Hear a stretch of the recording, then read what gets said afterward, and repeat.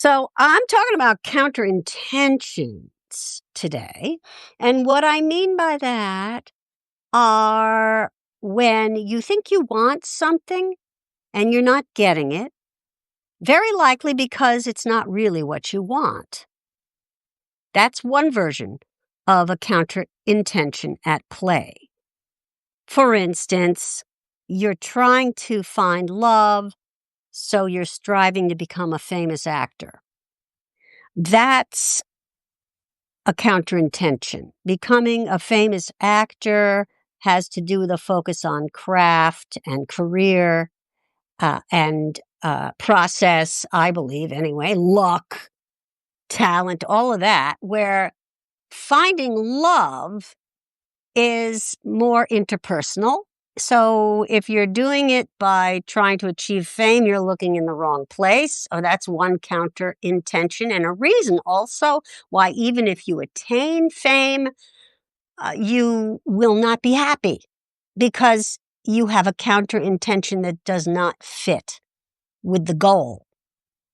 Another form of counter intention is when you do want something, but you want several things at the same time without being conscious of it.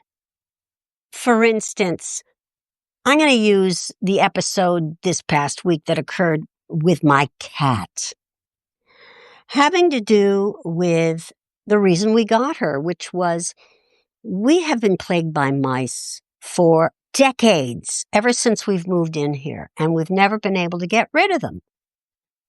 We are not natural born killers. We did the have a heart traps.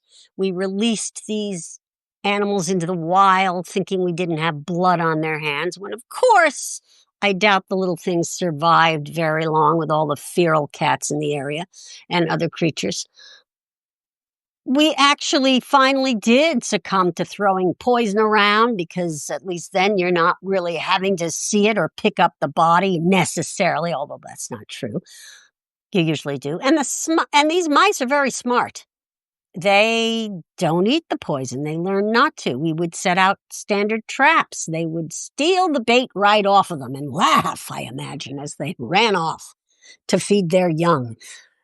It got to the point where our landlord, who doesn't encourage pets, finally said to us, "Get a cat." And we have just been mourning the loss of our 2 Yorkies over the last 2 years. We are not eager to have another sentient being here to get attached to. However, nothing else has worked. My husband was not for it.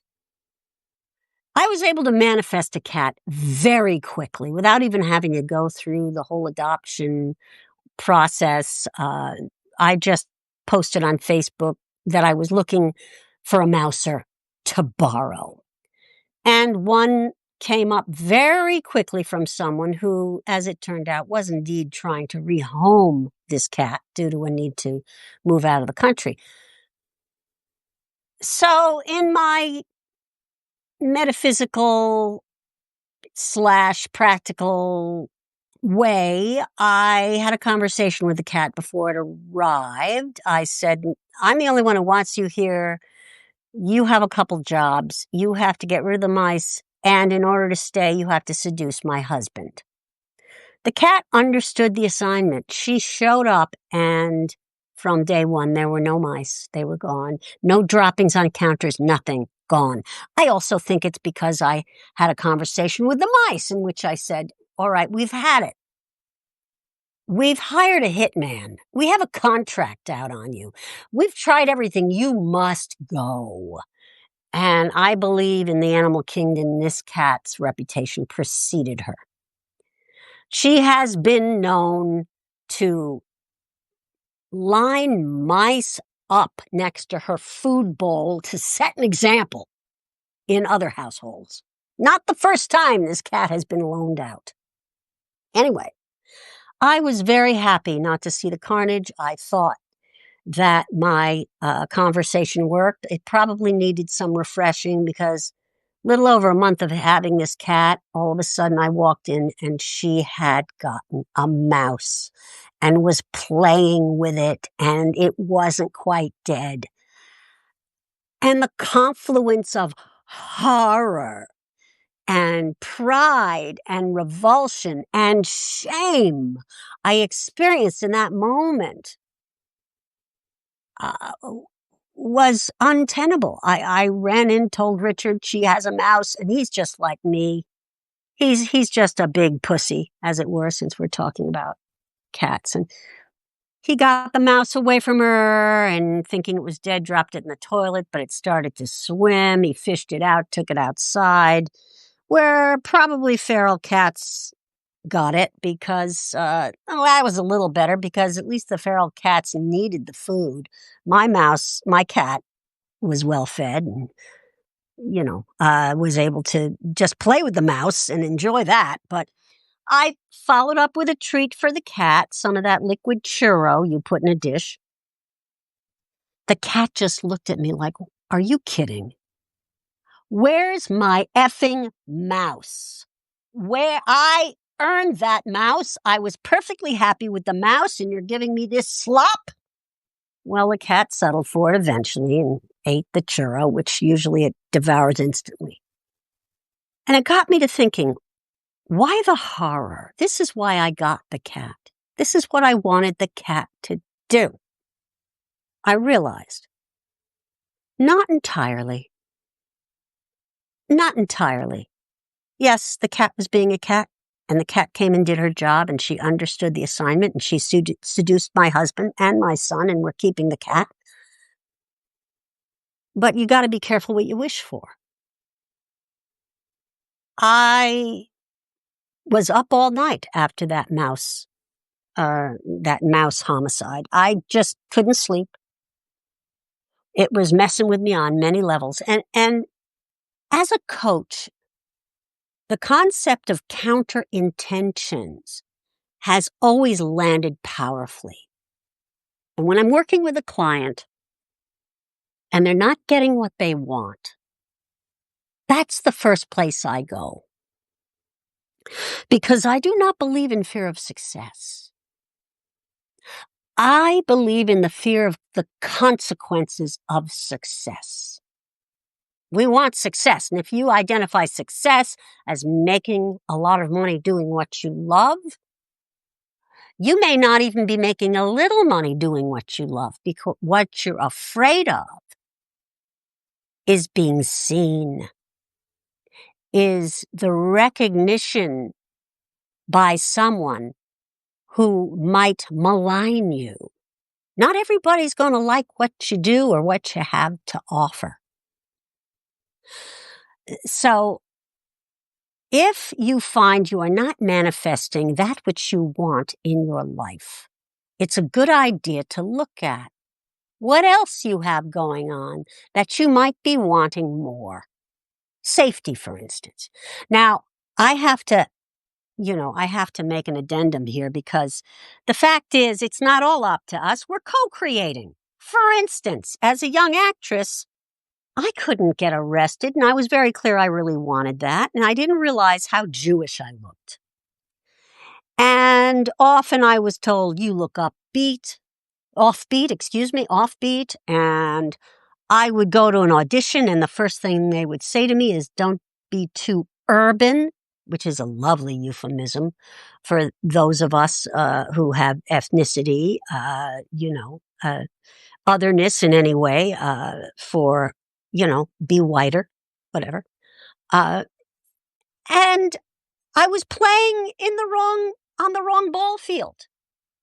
I did not take feedback well. I took it as criticism. For instance, one casting director who did soaps said to me, I just see you doing a lot of loft theater. Now, I was crushed. But what I should have done is take that as marketing advice and gone the route of Willem Dafoe or Cherry Jones and really leaned into my oddness, my weirdness, my otherness, whatever. I might have had a much better career. I wanted legitimacy, or as what I perceived as legitimacy. So I was co-creating with a blindfold on. You're never doing it all on your own. When things don't happen, it's not your fault. necessarily your fault. It's good to recognize the greater powers that be in order to not get miserable and then get really clear about what you really want. Another issue around counterintentions and intentions. My husband and I could not conceive a child. And we had to really look at that and ask ourselves, do we want to perpetuate our genes or do we want to parent? When we got clear that what we wanted was to parent, we became a family fairly quickly. I didn't stop the fertility treatments all at once, but we started the adoption process, and that's what came to fruition. And frankly, my gene pool is nothing to write home about. I'm doing the world a favor, and we were matched with this wonderful human being, a perfect fit for us. It's interesting, in human design parlance, all three of us are projectors. And projectors are souls who come into this world to guide, to reflect the purpose and realities of others so that they can be more effective. And we're not real good at generating our own energy, ergo the house is a mess. It's like a frat house here. So it was interesting learning how none of us have a sacral center. And I'm digressing a lot here. But in other words, our family came about, and it's the perfect family. And that's what I wanted. And once I got the counterintentions out of the way of how it had to occur, I was able to manifest my desire. So I would love to hear your thoughts on counterintentions, how you've recognized and overcome them in your life, and any other feedback you might have. Anyway, we are keeping the cat because my primary intention is to keep away the mice. And once in a while, it's going to be painful. There probably will be dead bodies. I'm going to have another etheric conversation with the mice.